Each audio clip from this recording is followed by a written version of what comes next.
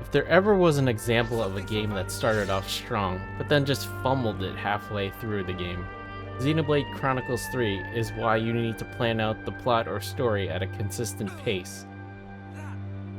Xenoblade 3 is one part fun, one part contrived, and another part convoluted in all aspects of the game. That includes its combat, quests, characters, and the overall narrative. So let's break it down. First up is the graphics and game performance. It's quite impressive how Monolith Soft can squeeze out the performance it can with the Nintendo Switch's limited hardware power. While it is not the most gorgeous looking game out on the market, it is a sight to behold to be able to take in these impressive vistas and locations Xenoblade 3 has to offer. It does have its occasional frame rate hiccup, and I had encountered some freezing here and there. You can't expect the frame rate to be hovering around 30 FPS for the most part. The only loading screens are when you're moving from one area to another, or sometimes cutscenes transitioning into battles or more cutscenes.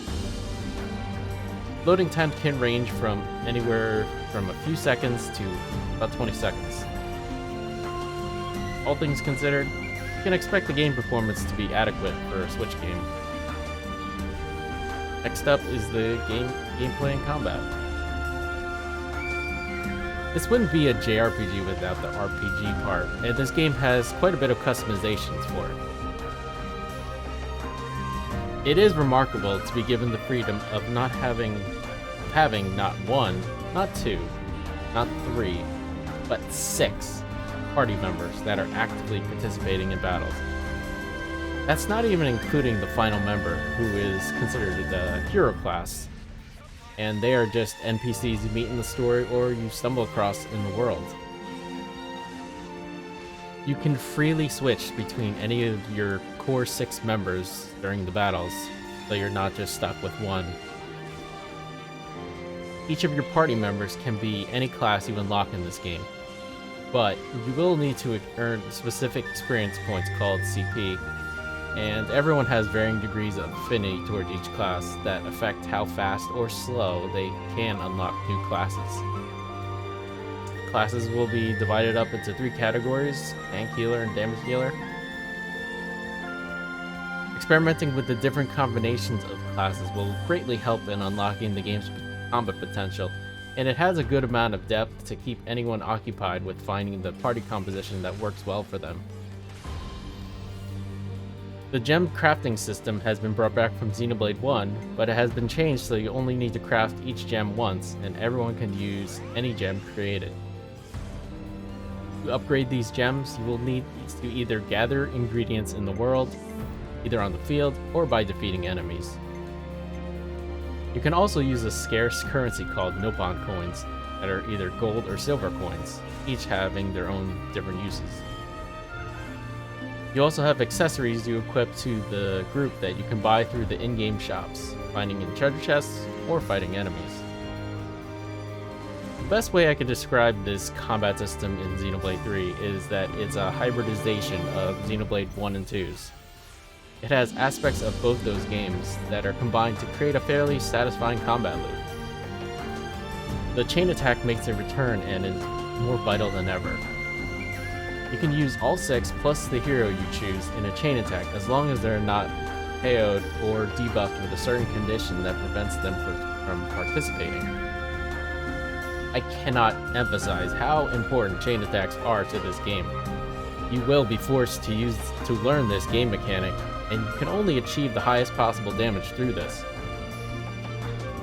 The basic gist of it is you have to reach at least 100% during each round to continue the chain attack until you run out of meter to work with. Each character has a specific amount of TP or technical points that will add to this. Performant combos such as going with the status order such as break, topple, launch, and smash will allow you to deal more damage in the attack.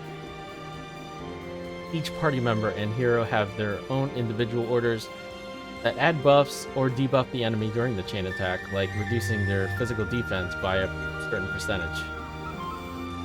Each hero has their own unique order that really adds to the complexity of the chain attack. If this sounds complicated to learn from, it is.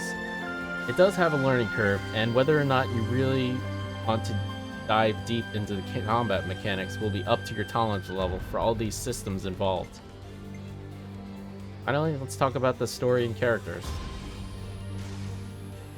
The gist of the story is, without spoiling, there are two warring factions that fight to add time to their flame clocks, which is basically how they consistently will keep living in this world, where if it extinguishes, then they will die.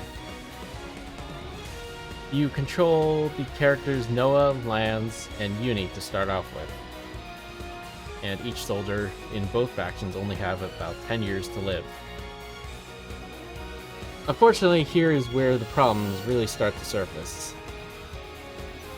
This game has a massive issue of starting strong and just falling apart towards the middle and end parts of the game. For me, it has been supremely disappointing how much it botched its potential, and the game's pacing is all over the place. Sometimes it takes the time to establish characters or the story beats, then other times it rushes to the finish line or doesn't develop characters well enough. It has a very forgettable main villain that is surpassed by other villains that are not the big bad of this game. The only time the player has interaction with this main villain is in the final few hours of the game, which, by then, why should you care? They are literally non-existent in the game's story, and like I said, it gives you little reason to even care about what this character's motivations are, since they are barely involved with you.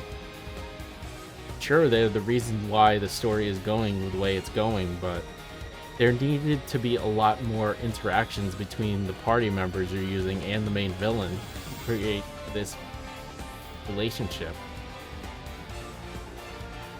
What ends up happening is you mainly deal with their henchmen, and that is hit or miss. Since there's so many henchmen he has, it's really difficult to care about them, since you just take care of them one by one, and like an assembly line of just villains that you just take care of. Fortunately, characters are mostly underdeveloped, even though there's a lot of cutscenes devoted to your party. Though, they sure do like to go on a 20-minute monologue about why they're right and treating it like a debate club.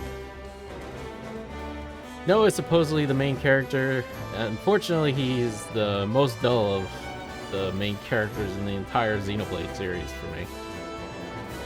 The game's themes, tone, and what it's trying to convey are certainly more mature than Xenoblade 2 and parts of Xenoblade 1 at times. But it was a treat to have the character ascension quests, which are to unlock higher levels for all these classes, have it be fully voiced and at times feel as important as the main story. But on the flip side, it's rather hit or miss in the quality of it, and some quests are clearly better than the others. Overall, Xenoblade Chronicles 3 fails to live up to what its potential could have been. A serious character drama that wants to tell a dramatic story about what is important in life and making the most of what time you have in your lifespan. There are certainly some high points this game reaches, but it is saddled with a complicated combat system and has a good amount of tutorial windows to go through, and that may or may not be appealing to people that are willing to devote the time to learning said combat system. The plot becomes needlessly convoluted and utterly drops the ball in reaching a satisfying conclusion, or having the player care more about the characters involved.